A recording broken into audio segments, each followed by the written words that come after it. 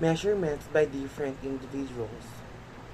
Just as individual assesses perform inconsistently, so individual scorers may award different numbers of points to the same performance.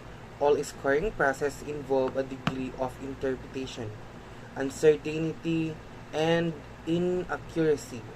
However, the form of scorer reliability that attracts the most attention is rater reliability when scoring involves the judgment of extended constructed responses. If 10 teachers or raters scored extended performance responses, that they will all award the same score. When the extent of the variation between the scores they award is at issue, the inter-rater reliability. Even when the same person judges the same piece of work on two different occasions, the score awarded can change substantially. Perhaps, the earliest statistical study on the inconsistencies among raters was carried out by the British statistician. Examiners to score it on a scale 1 to 100 as though it had been written for the prestigious Indian Civil Service examination. He received 28 responses. The number of scores awarded at different levels is shown figure 4.2.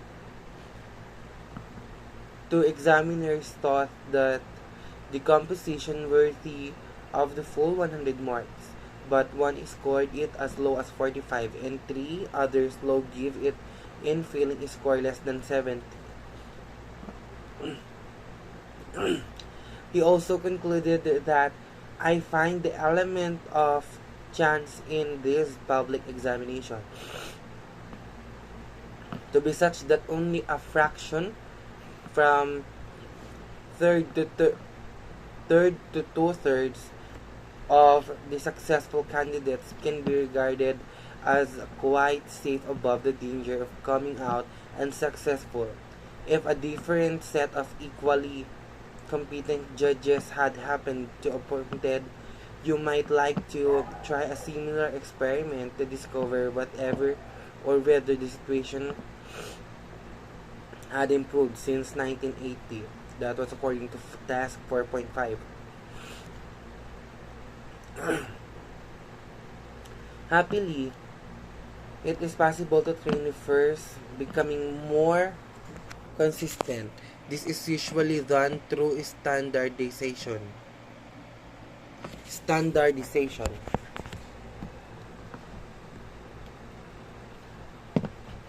Session for an interview test. Group of aspiring readers is shown several video recordings exemplifying different scores levels and covering the full range of the rating scale.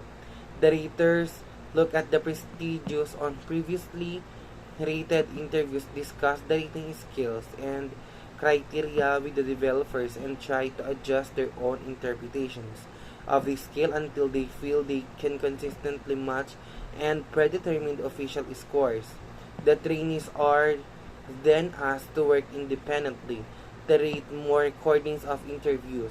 The ratings are compared with the official scores for these interviews. If the news rates consistently agree with the official scores, they are allowed to work or raters on the assessment.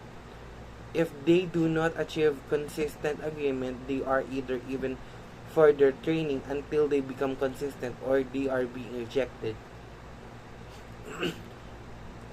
Even where extensive training is given over time, idiosyncrasy, size, and rating behavior tend to recur, and retraining should be carried out before each round of scoring, and constant monitoring is needed to check the raters remain in line with intended standards. One way to monitor raters would be to conclude some prestigious raters match official score or more all of these. Teachers to grade learners against comparable standard in their classroom assessments. Of course, teachers who fail to achieve consistency cannot usually be excluded in the same way as test rates, but they can be given ongoing training, just as double rating to be used large scale testing regarding decisions should be moderated by other teachers to ensure fairness. Example of written work of recordings and performances should be given to the other teachers rate against the shared criteria. Where disagreements occur, further rating should be carried out.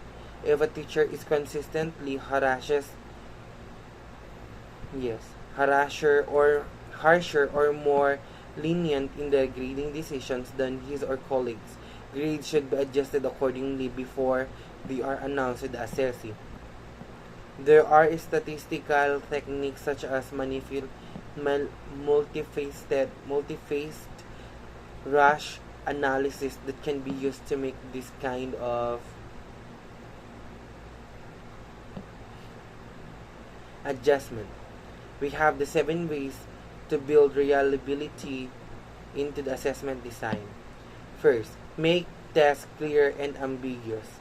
Second, add more tasks. 3. Limit the scope what assesses. 4. Standardize conditions. 5. Control how the assessment is scored. Add more scores. And 7. Assesses learners with wide range of ability. Now, we have the validity and defining validity. First, we have to define what is validity. It is more important for all the kids' language assessments to be reliable. A learner told by one teacher that she had clear native-like pronunciation would feel confused and misled if her next teacher commented that her strong accent made her speech almost unintelligibly and recommended remedial training. An employer who recruited 2 trainees with identical scores on an interview test would lose confidence in the test if one trainee arriving for work seemed to be fluent in the language and other incapable of connected speech. However, consistency of result is not guarantee of their quality. Expensive though as that, it is possible to be consistently wrong. Now let's go defining a validity. Validity is often seen as the essential quality good assessment according to the classic definition cited in the language testing handbooks such as Dives, Hodge, and Brown. Tests can be considered valid when it's really measure what is purports to measure. Went on explain that ensuring validity of tests involves securing of close correspondence between test results and practical life. Test results are more compatible to life results. The more nearly the test process approaches the character of the life process, if the steps that are assessee has to go through to obtain high score in the test closely match the process that language users go through when carrying of the assessee's knowledge, skills, or abilities, and so must be valid. The connection between tests and real-life abilities identified by McCall remains central in modern ideas about validity, but his definition is now seen to be too limited and somewhat misleading. A more current and comprehensive definition is given in the 1999 Standards for Educational and Psychological Tests. This definition is not straightforward, but importantly, it recognizes that there be no such things as valid assessments. Validity is not properly throughout or thought of a quality assessments at all, but its quality of the interpretation that users make assessment result as an assessment that is intended to inform one kind of decision adequately measures what it purports to measure for the purposes may be fatally undermined if results are interpreted to support different kinds of decision. A further problem with McCall's 1922 classic definition of validity is that it implies a binary yes or no kind of distinctions, results either valid or invalid, but validity is better seen as matter of degree. Inferences may be more valid for one kind of decisions or for one population of assessees than for another. It follows that when evidence shows that the results of an assessment are sufficiently valid to support a decision about one assessee on one accusations, we valid to support the decisions about the class assessees and occasions. We cannot simply assume that they will not be equally valid to support similar decisions. Take about different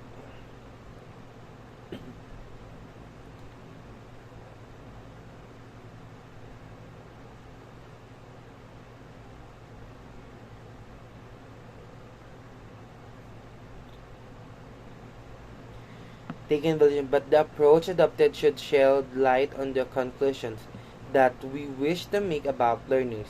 When using the assessment, ensuring that evidence in the theory will support the interpretations of the test. Scores entailed by proposed uses of test must begin with the design phase.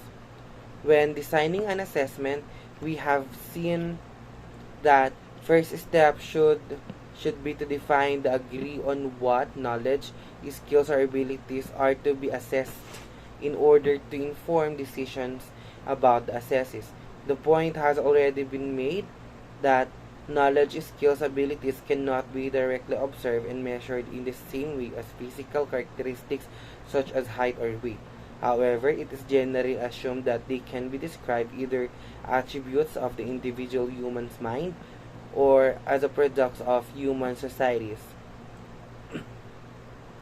and that they are variable. Some people have more of these attributes and others have less. For the purposes of assessments, abstract conceptions of these kinds are known as psychological constructs. If we make claims such as your grandmother is the best cook in the neighborhood, we are implying that she possesses more some underlying capacity or portrait or traits of cooking ability than the rest of us. But what exactly do we mean by that? Cooking ability is my understanding of the concept of the same as yours.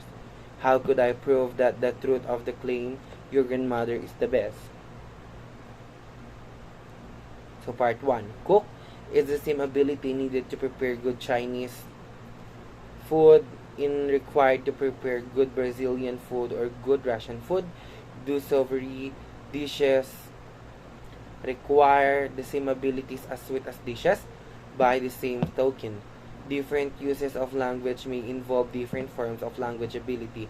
Bunchman and Palmer suggest that designers need to define language ability in a way that appropriate depending on the purpose of our assessment. There are many language-related constructs we might be interested in measuring. These could range from a very broad overall language proficiency or reading comprehension to reading or gist. Reading for details or something as specific as the ability of language learners to ask and answer questions about personal details such as where he, she, or lives, people he or she knows, and things he or she has. And different kinds of validity evidence can be used to shed light on the value of the assessments. Following sections provide a brief conjunctions. Now let's go about the content validity.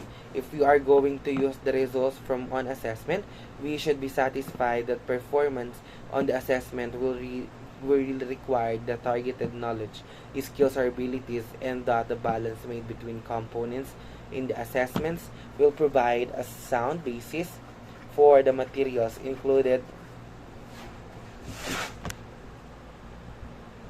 included in an assessment should represent the full range of knowledge, skills, or abilities that the assessment is intended to cover. Unfortunately, life is not usually that simple. It really is not possible for any assessment to cover the full range of the content that it might be desirable to assess its limitations on the time valuable and the methods that is feasible to use, administer, and score the measurements by mean. There will always be construct under representation. There are limitations suggest that developers can generally only include a very small function of the range of knowledge, skills, and abilities that they are interested in, perhaps that the best way that they can hope for. As Huge in the 2003 page 4 suggested is to sample wildly and unpredictably to assess the wide range of the the content as possible, and to do is an unpredictably way to the learners cannot foresee what is likely to assess and concentrate learning on that relatively narrow area of content. Regrettably, sampling wildly and unpredictably may have a negative effect of reliability assesses taking different forms of the assessment. Well represented with different contents, developing assessments always involves balancing consideration and making difficult choices, bearing in mind the practical limits on how much material can or should be assessed. Tasks should be carefully chosen to ensure that a sufficient range is included in identifications. Indications of how far this has been achieved serve as evidence for content validity. The key sources of the content validity evidence are reviews of the assessment materials. Content validation can and should be carried out before an assessment is put into operations through evaluation of the design statement specification. Experts in the knowledge, skills, or abilities being assessed and may be consulted on the content of the assessments. They evaluated how adequately they believe the items assess intended knowledge, skills, abilities, how comprehensively they cover these. Once the assessments become operational routine, checks need to be made to ensure that the forms of the assessments have adequate content validity. Does not material assesses intended in construct reflects and the specifications. Another form of validity often mentioned in language assessment handbooks is face validity. This is very similar to content validity by employers. The distinction between the two therefore rests on the potential controversial issues of who should be recognized as an expert judge. Members of the stakeholders group listed above or recognize the measurements specialists as experts with well-informed insights into linguistic theory. This means that face validity is not regarded as genuine source of validity evidence. In practice, the reactions of stakeholders certainly do have to be taken into account, if only as system constraints that restrict designers' freedom of choice. If learners, employers, and useful information, they may fail to take it seriously or reject it altogether.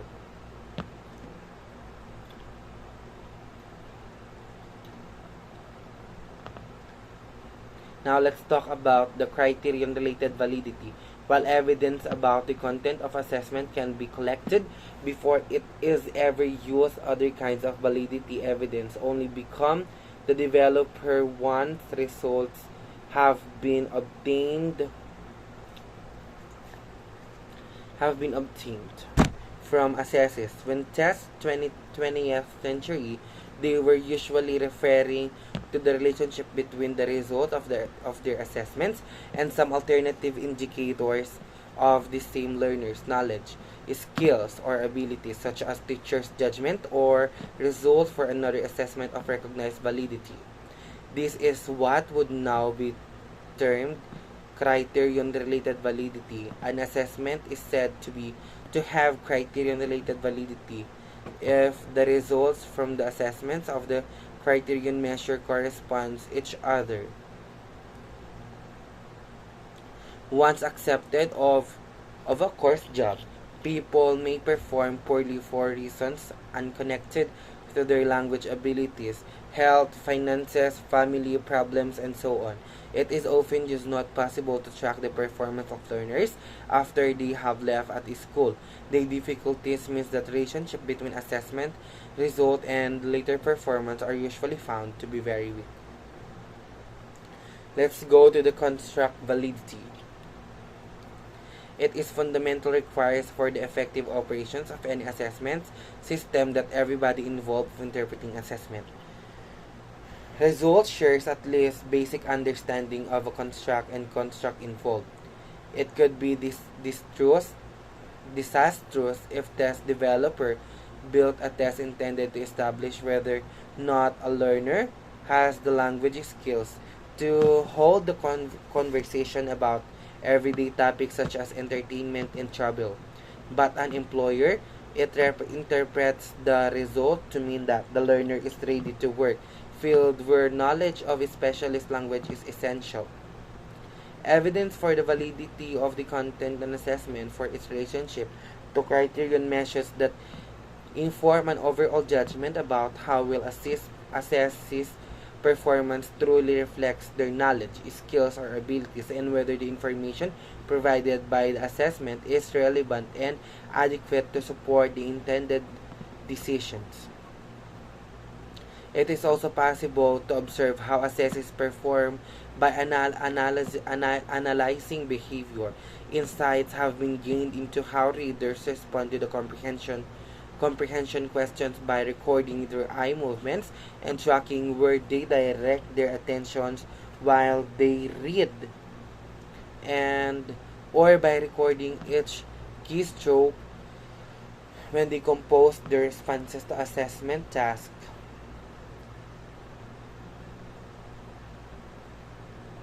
Now let's go to the interpretative argument, assessing the evidence. The process of weighing evidence can be conceived as a series of what gain links in the chain argument connecting test performance with practical life and so justifying the use of assessments as a means of gathering evidence to support someone's decisions. The steps or bridge in the interpretative assessments use argument are set out in figure 4.3 and 4.3 in table 4.3 as a series of claims that a test users would want to able to make about an assesses on the basis of the performance on the assessment. Range against these claims are credible explanations for the result.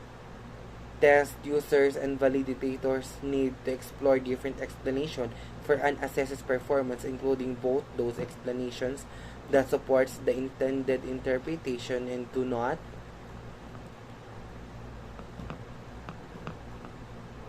and do not. Now let's talk about the assessment as maps. As tools for communicating about the world around us, assessments have been compared to maps.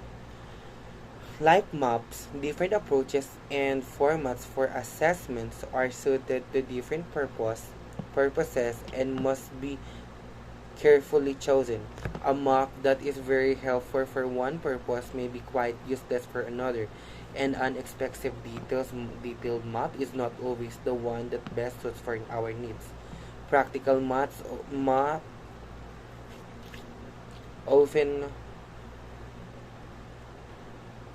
often have to be quite limited in size. Designers must be selective in choosing which features to display so that the paper screen will not be overcrowded overcrowded,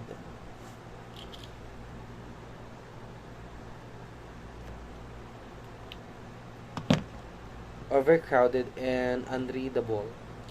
Clear presentations, one of set of features such as road may involve taking away other features such as hills and forests. May walking maps provide a lot of details but can cover an only small area. Useful transport maps showing a bus or train routes tell us the names to stop.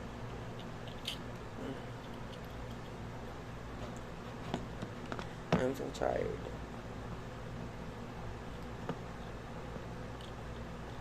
But do not accurately represent the physical distances between them and give no information about the landscape. When we buy a map, we choose one that is likely to give us the information and level of details we need and no more. Yeah. Like map makers, working with a smaller screen display assessment, designers only have limited opportunity to build up a picture of an assessee's ability. They need to determine which feature of language ability it will be most useful for the users to know what when making decisions. In assessing achievements, the focus will be what have been taught. In assessing proficiency, it will be on the features that are essential in the real world situations where the assessees will be expected to use language. When users come to choose the language assessment, they should be clear about the kind of picture of the learner's ability that they need in order to make reasonable decisions. Let's go to the beneficial consequences. Although maps might appear simply to the neutral description of territory, and exploitation, some of the earliest known maps were used to plan military campaigns, fix and ownership, and decide how much tax citizens should pay. Lines and pictures drawn on maps can become new roads, cities, boundaries, and barriers with dramatic transformative effect of the landscape and people's lives. It has long been recognized that language assessments can also have powerful effect or impacts upon the knowledge, skills, and abilities that are intended to describe measures of individuals and societies more generally. Assessment can be life-changing. They are used in deciding who should have access to important opportunities in areas such as immigrations, further education, and employment. They can serve as the relatively straightforward gateway to new prospect for some people and stand impenetrable walls keeping others excluded. Assessment promising a fairer way of making decisions than the system, patronage, and nepotism that they replace. But their apparently neutrality can mask continuing injustice. The content, format, and administration of assessment can work systematically in favor of one group of assessees and against another. The people who administer assessments and make decisions based on the assessment results generally have an official status that gives them power over the assessees, and it may not be easy to hold them to account if an assessment is unfair, has to be poorly administered. A truly useful assessment is one that has more benefits than drawbacks for everyone involved. Washback. One area of impact that is to particular concern to teachers known as the washback. Washback connects the design and use of assessment with what teachers and learners do in classroom when preparing for the assessment. It is often claimed that high-stakes tests particular have detrimental effect on learning as teachers focuses on their efforts and contents of the test expense of the skills that are not tested.